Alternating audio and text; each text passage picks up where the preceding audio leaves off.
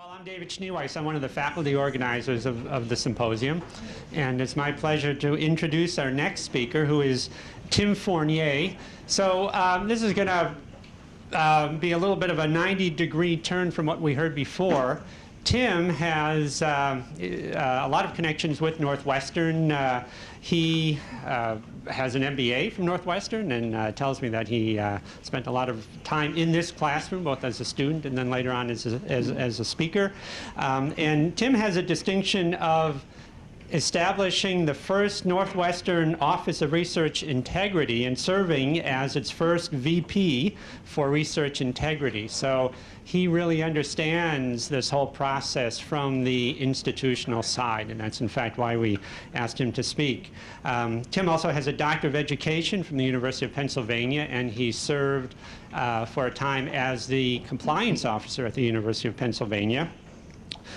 Tim also, after serving as Northwestern's VP for Research Integrity, was one of the leaders in establishing Northwestern's campus in the Middle East. So I don't know if people who are not Northwestern, people know that Northwestern has a campus in Qatar. And I learned that Tim was very involved in the development of that campus. So nowadays, Tim works at Huron Consulting, where he does a lot of what he used to do at Northwestern, but he does it for a lot of other academic institutions. So he helps them implement strategy for managing compliance, as I understand it. And so he's going to talk a little bit about his experience, both inside and out of academia. Okay, Tim, all yours. And I think I had David a little bit worried because I was working with one of my clients yesterday, and I just made commenting, in 20 years of traveling a lot, I've really had very few flight interruptions and delays. And in the last month, every single flight has been crazy. I got in at 1 o'clock this morning, so I think David was sweating it out a little bit. Also, when he mentioned the Middle East, I was wondering what you were going to say, but when he mentioned the Middle East, one of the things that was very clear to me, one of the things about the Middle East is that the notion of conflicts of interest is completely different. And I'll just tell you a little story quickly that relates to conflict of interest. When I first went there, I had the father of one of our admitted students come into my office and sat down, and it's a very gracious, hospitable culture, and you sit down, you have a long conversation over a cup of tea usually, and the father turned to me and said, "How much is it going to cost for my daughter to get a Northwestern degree?" And I responded by saying, well, tuition is whatever it was at the time, and we have annual increases. And he said, no, you misunderstand me. How much is it going to cost for my daughter to get a Northwestern degree? I said, no, I understand completely. We have a tuition rate. It'll take 4 years. So conflicts of interest is just a little bit different. We're going to spend a little time talking about some of the observations and perceptions of conflicts of interest, both inside the institution and outside the institution. I'm going to actually start with the comments about outside the institution, but I'll encourage you, if you have questions or comments, just stop me and ask. I prefer we have a dialogue than just me talking about some of my observations and perceptions. I want to start, though, with one of my favorite conflict of interest cartoons. So imagine Cicero standing in the Roman Forum with a toga all adorned with corporate logos. Kind of like NASCAR, right? Does it change our perception of the speech? I'm going to ask you to keep that in mind a little bit, because this is really what we're talking about. Relationships with external organizations that have the potential for people to perceive what we're saying differently than what we mean, right? So conflicts of interest, that term really refers to relationships that create the perception that the relationship could interfere with our professional activities. That's what we're talking about, right? Not necessarily a change in behavior, but more about perceptions. And let me just draw us away from translational research for a second to illustrate this point. So in the last several months, your professional responsibilities have really required you to work late. Haven't had time to be at home with your family. And this weekend, you have a little bit of a break, so you're looking forward to getting some rest and relaxation, but you also have a situation where your child is either in the big game and is a starter, or has an important solo, in the choir concert. Right? So we have competing interests here. We have your need to recharge, and we have your child's need for parental attention supervision. These are competing interests. Both are valid. One of the challenges I think that we face when dealing with conflicts of interest in research or in any realm in American public life right now is this notion of someone perceiving one of the relationships or one of the interests to be wrong. And my point today, and as we're talking, is that neither is wrong. They just happen to be competing interests for time and attention. And I'm going to ask you to keep that as sort of the underlying foundation this morning as we talk a little bit. Also point out that conflicts of interest can relate to relationships that are not financial. Right? They can be political, they can be personal. The NIH has a great cartoon that looks at the conflict of interest disclosure statement. It's someone reading a journal article, and the comment at the end says something along the lines of the future careers and success of the author and his co-authors are dependent upon this particular publication. I'm not quoting it very well, but you get the concept, right? There are conflicts of interest that are not financial. But we're going to be focusing on the financial issues. Why? I'm going to ask you, why do you think we focus on financial conflicts of interest more than anything else? It's the majority. It's the majority? Other thoughts? Easiest to quantify. Easiest, right? Easiest to spot, easiest to measure, easiest to analyze. Because some of these personal relationships, these interpersonal and political relationships and the conflicts that come from them are very difficult for us to evaluate. I might argue that in some cases they're even more, they have a greater potential to influence behavior than the financial in some cases. But very, very difficult for us to objectively analyze and respond. And we have other mechanisms in the academy as well to deal with some of those issues. Plus, I want to point out as we talked this morning that there's been a change in awareness and attitudes related to conflicts of interest. Back in 2000, Andrew Stark, he wrote a book called Conflict of Interest in American Public Life. It's a great book if you're still getting familiar with the notion of conflict of interest. One of the points that he raised in his research was that disclosure mechanisms work and work well when the population with whom you're communicating is educated and aware of the issue and has the resources, both mental and time-wise, to evaluate the impact of the relationship. But he concluded on the other side that disclosure doesn't work so well with a population that's uninformed about the key issues. And that's one of the points I think that inside the academy we've sort of taken on and tried to find ways to address, right? To help the population with whom we're communicating understand the potential impact of a conflict of interest and how to manage it most effectively. So there are a lot of other ways we're going to talk about over the next couple of minutes to demonstrate how the attitude and perception, the public attitude and perception about conflicts of interest has changed over the years. My conclusion on this, though, is that the burden of proof really seems to have shifted pretty significantly. 10, 15 years ago, I think if any of us stood up and talked about our research, I think we had a presumption that we were credible, that the work we did was objective, and that it really was in the best interest of furthering the research. My concern is that now the attitude has shifted so far the other way that the burden of proof is on us to prove that we are objective and that our research is credible. And I think there are a lot of mechanisms that we can use to do that we'll talk about.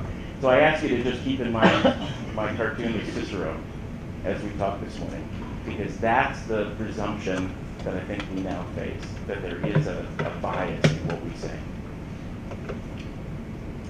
You know, one of the things that when we think about clinical and translational research that's different from basic research is the nature, obviously, of the work. The work itself requires much more extensive physician involvement in terms of development and the evaluation of drugs, devices, procedures. And with that relationship, we have the enhanced potential for improved patient outcomes. I'm not telling you anything you don't know. This is why we engage in clinical and translational research. But those relationships, again, increase the potential for conflict between the investigator's focus on the patient and the investigator's relationship with industry. So what we've got to do is manage those conflicts in order to preserve the physician's critical involvement. I think this is also a point that's being lost in some of the dialogue nationally. There are many institutions and some people who held roles like I used to hold here at Northwestern who would react very negatively immediately to a relationship, a physician's relationship, and immediately suggest that the relationship be eliminated as a management plan. As we move toward that kind of mentality, what's going to happen? So the challenge with that we were talking about is the move now toward eliminating some of these relationships. And my question to you was, what will happen if institutions start taking the approach that those relationships with external industry should be eliminated? Come on, it's a simple question. Right, the concern that I have is that we'll start putting a damper on innovation, entrepreneurship, and participation in clinical and translational activities. And that's a huge concern because that slows down or stops the progress of research in my mind. So let's talk a little bit about more of what we see in the public. I'm going to prove my point here. So last year, I'm going to look at an industry outside of research for a second. So last year in the Wall Street Journal, there were a series of articles, but they're on two pieces on April 2nd and 3rd of last year really struck me. So this first one looked at insider trading. And this was focused on the Warren Buffett situation. So many of you recall that one of Warren Buffett's closest lieutenants had invested in a company that later he recommended that Berkshire Hathaway, Warren Buffett's primary company, invest in, acquire, in fact. And the quote in the paper was that if even Mr. Buffett, who is presumed to be this knowledgeable expert, right, who can evaluate these potential conflicts and address them, if even Mr. Buffett can fail to appreciate a potential conflict of interest under his very nose, then ordinary investors need to realize just how pervasive and insidious conflicts are throughout the financial world. It's kind of an extreme statement, but it sort of resonates with us as well, right? I use this one because I think it illustrates this progression of the burden of proof shifting, as does this editorial from Arthur Levitt, who's the former SEC chairman. And what he said was, most financial disclosures are written not to inform readers, but to protect the provider of the information. We need to raise the standard from potentially understandable in disclosures to impossible to be misunderstood. And his point here is, again, that disclosure mechanisms aren't doing what they need to do. When we talk about financial conflicts of interest, the point is that we're trying to provide information to the public so they can make an informed decision about the credibility and objectivity of the work that the individual is doing. And if we're not doing that in a way that the public can understand, then we've lost the point. And we're not doing what we should do or what we need to do to further our work. I'll switch now to some of the research-related issues. Many of you know this. I won't mention the names or the institution, just out of respect for the institution. But one of the quotes in here from one of the institution's administrators, I can't believe that anyone in the public or in academia would believe anything except that this paper was a piece of paid marketing. Again, demonstrating a shift in that presumption of objectivity. The burden of proof is shifting. And finally, this is an article about Senator Charles Grassley and the push about conflicts of interest. And Senator Grassley has said in this article that if there's a doctor getting thousands of dollars from a drug company, payments that might be affecting his or her objectivity, the only people outside the pharmaceutical industry who will probably ever know about this are the people at the awardee institution. Again, this was fairly recent, and it's an extreme statement, but one that illustrates the direction our society has been taking with respect to the need for identifying, disclosing, evaluating, reporting conflicts of interest, and frankly, protecting the credibility of the research and the reputation of the investigator, which from an institutional perspective, I think should be first and foremost in our minds. Any comments or questions? All right. So there were quite a few research studies, as you know, that have been done focused on conflicts of interest over the past, say, 10 to 15 years. And one, coming from Lowenfield, really talked about the conflicts of interest and their potential to threaten the integrity of scientific investigations, the objectivity of education, quality of patient care, and the public's trust in medicine. Not a new message. Right? We've been hearing this for 10 years. In fact, I first started working in conflict of interest issues with professional organizations in the mid-90s with a variety of hospitals that were facing some of the same kinds of scrutiny that we face in research now. In fact, the hospital that's right across the street was one of my clients at the time. The issues there extraordinarily similar to the issues we're facing now. And one of the ways that they've been able to address it is through disclosure, patient, actually I hate it when you have a senior moment and you forget the word you're looking for. Consent. Sorry, the consent form for clinical care. The challenge here is now providing better, clearer information about the work that we're doing and the relationships that we have, so that in a research setting, subjects can understand what we're talking about, as can other researchers and the public, about the credibility of the research. Roden wrote last year that conflicts of interest raise questions about physicians' commitment to patients and their ability to remain economically independent.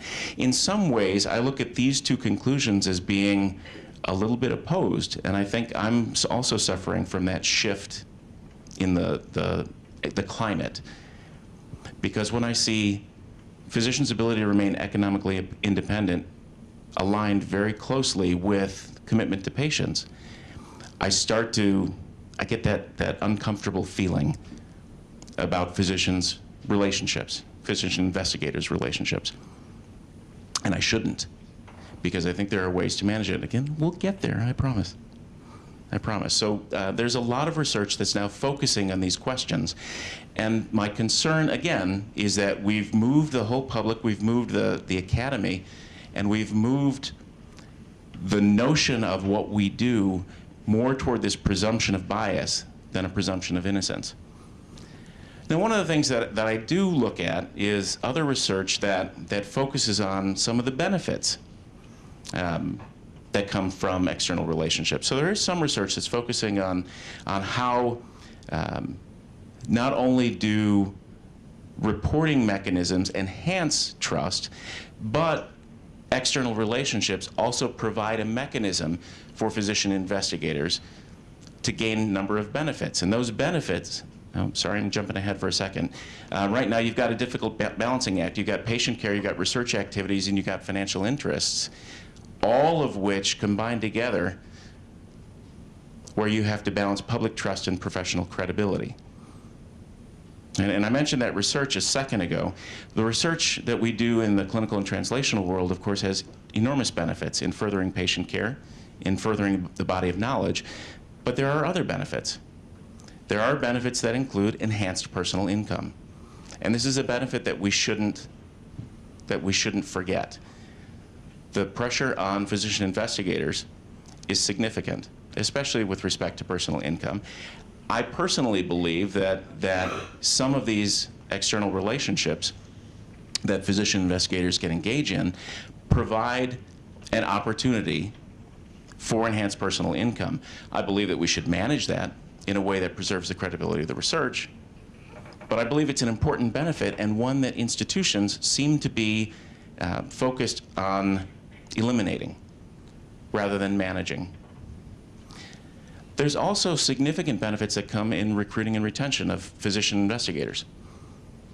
The opportunity to participate in external relationships has been shown to be a significant benefit in recruiting top investigators and academics to the academy.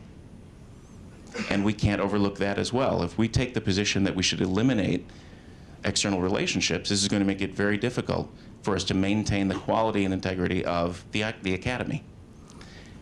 There's also research that focuses on how external relationships have increased the effectiveness in professional responsibilities, how it enhances individual and institutional reputation. Think about all the press that we get at our institutions focused on the benefits that have come from translational and clinical research, and it provides access to research funding. Success in research tends to breed further success. All right? If we've been able to demonstrate our ability to make significant progress, then we also are in a better position to gain additional funding. And Blumenthal, I love his studies, really focus on some of the enhanced productivity that come from external relationships, because it provides an intellectual stimulation and interest for the investigator to then continue working forward. I'm going to shift a little bit now from the outside view to the inside view, and focusing here on some of the recent NIH regulations. I think the challenge that many of us have faced over the past 10 years is really understanding what we mean when we say financial conflict of interest, and separating that from a simple financial interest, or even what we now call a significant financial interest. Historically, I think many institutions, if a physician investigator had a relationship with an outside organization, immediately called that a conflict of interest. And that in and of itself is troubling for the reasons that we talked about before, this shift in the public climate. So I do want to spend a little time talking about some of the differences. A financial interest is really anything of value, right? Anything of monetary value. And it's defined that way in the regulations. But that in and of itself is in a financial conflict of interest. The first test that we have to apply is whether that financial interest is significant. And to argue that an individual's professional behavior could be influenced by a low value, normal business gift, I think is somewhat naive. Right, so when we start thinking about significant financial interests, there's a threshold that we now apply, and that's an aggregate value from a single organization of $5,000. Some travel, intellectual property rights, some of those things could be determined to be significant. So when we start thinking about financial conflict of interest, we shouldn't jump immediately to the conclusion that a financial interest creates a conflict. We need to start looking at the threshold. Is the value, the total value of the relationship, enough to reasonably be perceived to influence behavior? And once we've done that, we should also look to see if it relates to the work that I do.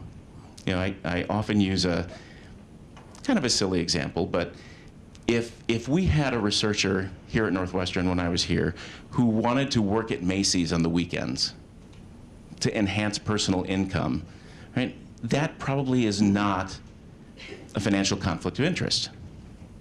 Right? It's simply an outside financial relationship. It's something of value. It's probably significant because it's going to exceed $5,000. Is it a financial conflict of interest? No. It doesn't typically relate to the investigator's professional interests. The exception I might make is that if this is a social behavioral researcher who focuses on consumer buying habits, maybe then I'd consider it a financial conflict of interest. But in general, the financial interests that we hold in and of themselves are not financial conflicts of interest until we reach these thresholds, both of value and of relatedness. And I think that's something that we have to keep in mind in the academy. Many institutions, I'm concerned, are on the verge of forgetting that. When we think about investigator responsibilities, the regulations and common sense also tell us there's a couple of other things we have to think about. One, making the investigator community aware of the expectations about financial conflicts of interest and the potential impact of financial conflicts of interest on what they do. So that training and education begins first. Then we ask the investigator community now to think about their financial relationships and disclose them. And this is where I think from a mechanical standpoint, a logistical standpoint, we start to break down at institutions. Because we ask them to sift through the financial relationships that they have and make some a priori determination about what should and shouldn't be disclosed. And this is a slippery slope, because I might determine that my financial interest isn't related to my professional responsibilities and choose not to disclose it. However, there may be other reasons, other factors about my aggregate relationships that suggest that it could be a financial conflict of interest. And having that come out after the fact, that I didn't disclose a relationship that's a significant financial interest related to my professional responsibilities, undermines my credibility, undermines my objectivity, undermines the reputation of the institution and of my work. So what we inside the academy need to really focus on is having disclosure mechanisms that focus on identifying all the relationships, and then a procedure for evaluating those relationships and determining whether they're financial conflict of interest. And this now requires, again, further education and training for the investigator community, because I think there's some skepticism about our ability inside the academy to do this well. And I think in some cases the skepticism is valid. So our challenge now, we've got the public assuming that we're biased. We have a presumption, and I'm speaking from the investigator community now, we have a presumption that our institutions aren't going to be able to evaluate well the relationships that we have and to make a appropriate determination about how to manage them.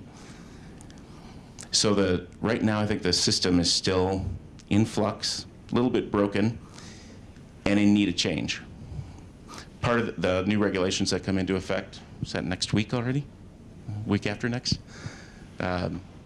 I think we'll do a lot to begin changing that culture and that environment. But there's also a lot of institutional responsibilities. The institutions have to develop new policies and procedures that we've talked about a little bit.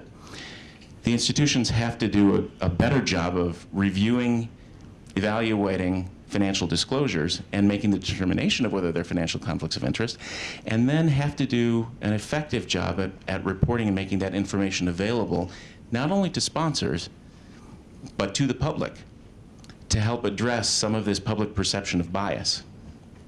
So a lot of changes in responsibilities. You know, one of the things you'll see as this slide continues, I'm kind of glad it rained this morning, because I think the rain is a good analogy about the changing climate related to conflicts of interest. I think what we're facing is a storm cloud, because as I think I've demonstrated, the shift in public perception has moved against us. So what we need and what we should do, our expectations relate to proactive, thoughtful disclosure. We really have to think through the financial interests we have, disclose them to our institutions, work with our institutions carefully to determine whether these are financial conflicts of interest and how to manage them. Management plans historically at many institutions, I think were sort of a once and done approach. We've developed a management plan, we've given it to you as the investigator, and now we walk away. And part of what has to change is that ongoing relationship, ongoing review, evaluation, and adherence to the management plan. And also we need some better public reporting to help shift this tide, this presumption of bias, back toward a neutral ground. And I think the outcomes of all of this would be the increase in the credibility of our research, in the integrity of the research and clinical care that we provide, and improvements in the reputations of both the investigator and the institution. So I'm going to open it up to questions and comments. I always close with this quote from David Korn: conflicts of interest are inevitable, and our challenge is to recognize and manage them sensibly and effectively. So questions you have? Please.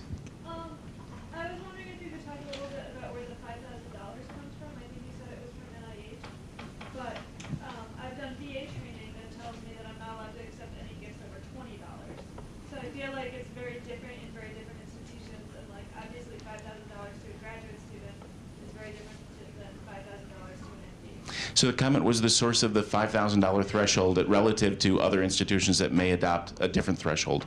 The regulation, the $5,000 threshold, is the new NIH regulation, and that's actually reduced from $10,000. The regulations and institutional practice, though, do recognize that different populations have a different threshold of materiality. Graduate students and postdocs are going to have a very different consideration of significance than a well-known, highly funded cardiologist, for example. So the challenge really, the regulation enables an institution to adopt a lower threshold if the institution chooses. I don't know the source of the $20 limit that you have, but it's not unusual for us to see $100 thresholds at many of our client institutions as well. I don't know if that really answers your question. But. Yeah, I find it very interesting that there's not a no one can, we all talk about financial conflicts of interest because that's easy to quantify, but nobody can say oh, I should be concerned when I see $10,000, I should It's interesting when I was at not Northwestern, the previous institution, and served on the Conflict of Interest Standing Committee. This actual debate about amount and the materiality of an amount came up at virtually every discussion, and part of it is not just the notion of we're using graduate students versus professor rank investigators. It also comes up within the investigator community. So an emergency department physician, for example, has a very different level of materiality threshold than, say, a neurosurgeon. And those kinds of evaluations need to be looked at, I believe, on an ad hoc basis, case by case, because that materiality threshold will differ based on the situation.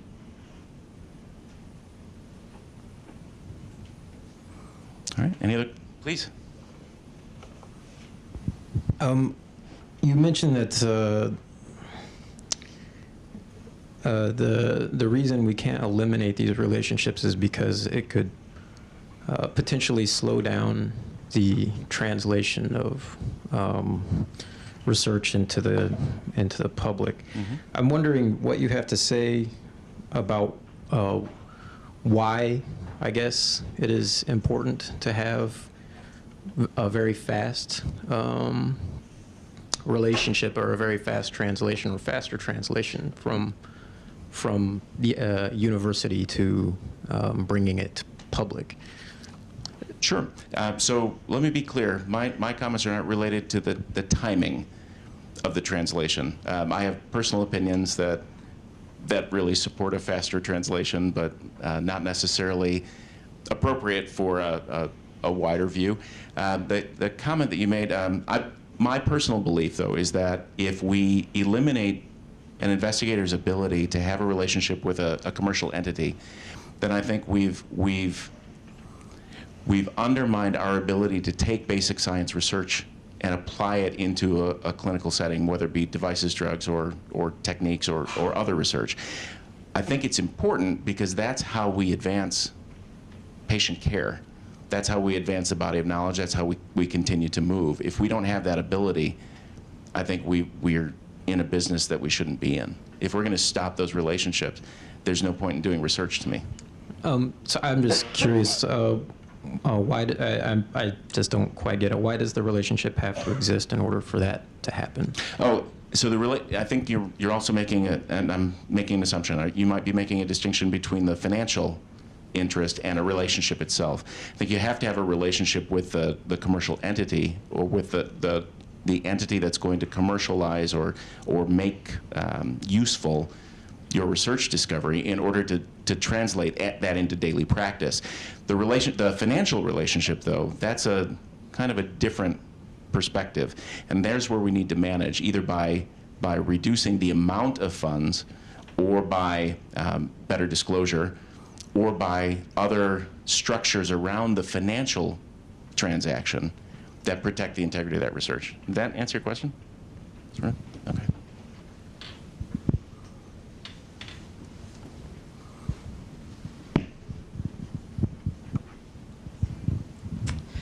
So I guess I have a two-part question, and I should warn you, they're, I guess, both big parts. You seem to be approaching this from a more individual standpoint, and I'm wondering more about institutional conflicts of interest, especially of the kind that Dr. Elliott discussed.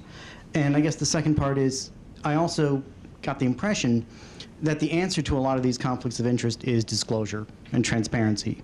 And I'm wondering what other solutions you might recommend, because to me that seems maybe like an insufficient approach and could actually contribute to this perception that everyone's been bought. So with respect to the first part, I think you're absolutely right. My comments are more focused on the individual approach, and I take that approach right now because I think from an institutional perspective, there's still so many unanswered questions, including the definition of what an institutional conflict of interest might be. Again, I have thoughts about that, but I'm not sure that they would necessarily reflect the opinions of my firm, and that's my fine print, right? Sure. The second part of your question, I'm sorry. About alternatives to simply transparency. So I think the disclosure and transparency is only the first step, because I tend to agree with Andrew Stark that it works in many situations and certainly not in all. I think the real path to reducing the bias and increasing the credibility comes from how we manage, and that's a less public activity, the outcome of which I believe should be transparency and disclosure. Answer your question? Yeah, I guess so. I guess I'm just always wondering if managing is simply a euphemism for disclosing. In some institutions, it has been. I believe that there are other ways to manage, though. Changing the nature of the relationship between an investigator and a clinical trial subject, for example. That's one that has worked in some situations. Changing the nature of the financial transaction itself, I think, also has been very effective in some institutions. There are still institutions that will put equity holdings, for example, in an escrow account that an investigator can't manipulate, if you will, during the time of the research and for a period after. It's a less common approach now than it used to be, but it still exists, and it's a way to remove the direct impact of one's behavior on the value of one's financial holdings. That's interesting. And there are lots of other management plans. There are even some management techniques that are outlined in the NIH regulation itself. So I guess it seems to me that another problem is the nature of the trials themselves. Mm-hmm. Very often now, I mean, the relationship, I mean, there's a sort of generic idea of what industry relationships are like. But in fact, it's changed dramatically over the past 25 years ago as the pharmaceutical industry has started to outsource trials to private industry rather than to universities. And so now a lot of the clinical trials that come to universities are purely, I mean, they're designed by the pharmaceutical company, the results are analyzed by the pharmaceutical company, all the biostatisticians work for the pharmaceutical company, and the results are written up by the pharmaceutical company. Right. The only thing the academic does is recruit patients. Right. That's it. Now, why is that regarded as a legitimate academic activity? This is, I mean, it's purely a fundraising instrument for universities. Universities don't want to see that money go away, but I don't see how that involves any academic work at all. And pharma clearly doesn't either because they're giving it to non-academics. I couldn't agree more. The challenge that our institutions are facing is this struggle between identifying and clarifying academic activity and essentially work for hire. And right now there are a group of provosts across the country who are evaluating whether some of this kind of work is work for hire. Part of what you're raising, though, this notion of it being a fundraising activity, I think there's a lot of truth in that, and the culture change to start getting institutions to shift away from that, especially in an era when state budgets for public institutions have declined dramatically and are not expected to increase at any significant rate anytime soon. Public institutions have seen their endowments, private institutions have seen their endowments value decline dramatically, so the spin-off income from that also is affecting operations now. So this is one, this group of provosts, for example, is wrestling with that along with a number of other financial issues to keep the institutions operating. So I think there won't be an answer, I don't believe, very quickly. But your point is right on. I think the investigator community has allowed this to happen. I think the institutions have allowed it to happen. I think the pharmaceutical companies have taken advantage of it.